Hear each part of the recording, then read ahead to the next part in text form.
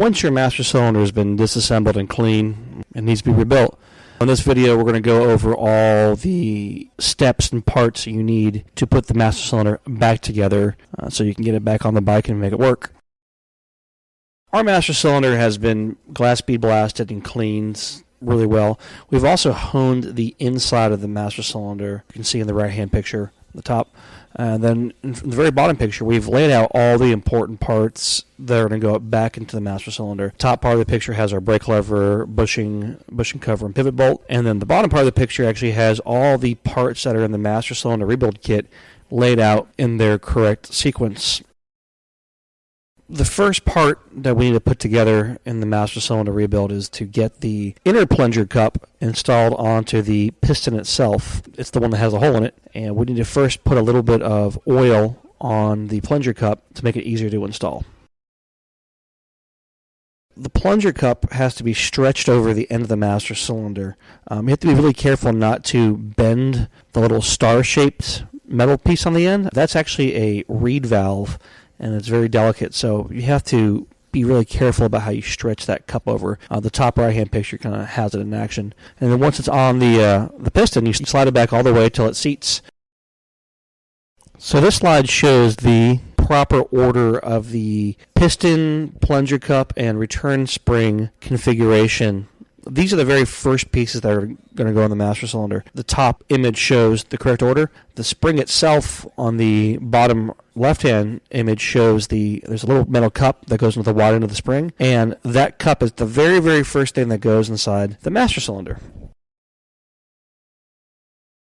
So the front plunger is installed next with the cup side facing down towards the spring. Sometimes you have to fiddle with it a little bit to get it in the right position. Small screwdriver can help.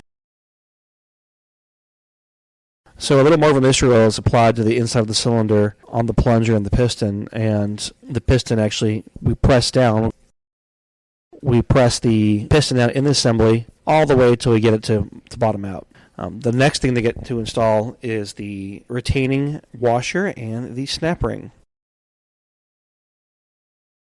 Take a note how the open end of the snap ring is facing the handlebar clamp. We do that because there's a little bit more area to keep the snap ring closed on that side.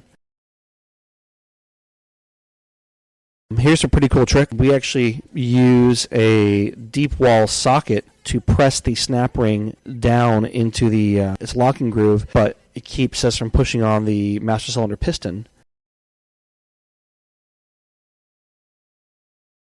So once the piston's in place, the next part to install is the dust boot. Again, we apply a little bit of oil to the inside of it and slowly push it down over the end of the master cylinder piston. A small screwdriver can help get that in place. The end of the piston actually has a groove in it in which the dust boot will seat. Make sure it's pressed in all the way correctly. The last part to install on the master cylinder piston is the retaining circle clip. We like to face it towards the clamp handle, and a small screwdriver can help it seat. It doesn't have a lock groove in which it drops into. It just kind of presses down against the skirt of the dust boot and holds it in place. So the piston has now been installed in the master cylinder, and the next step is to install the handle stop bushing. And it might take a little bit of squeezing, but it comes in from the bottom of the cylinder, and it should go in, it'll sit flush with the bottom surface of the casting.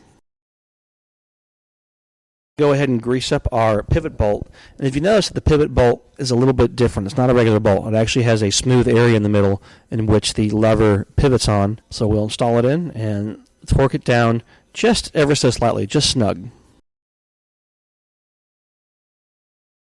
We can see the sequence here of the lever bushing cover going on. The little dimpled end of the cover actually goes up under the bushing, and it is held in place with the 10mm lock nut on the bottom. Again, snug it down. You want to make sure that the handle is not too tight, that's causing the brake lever to bind.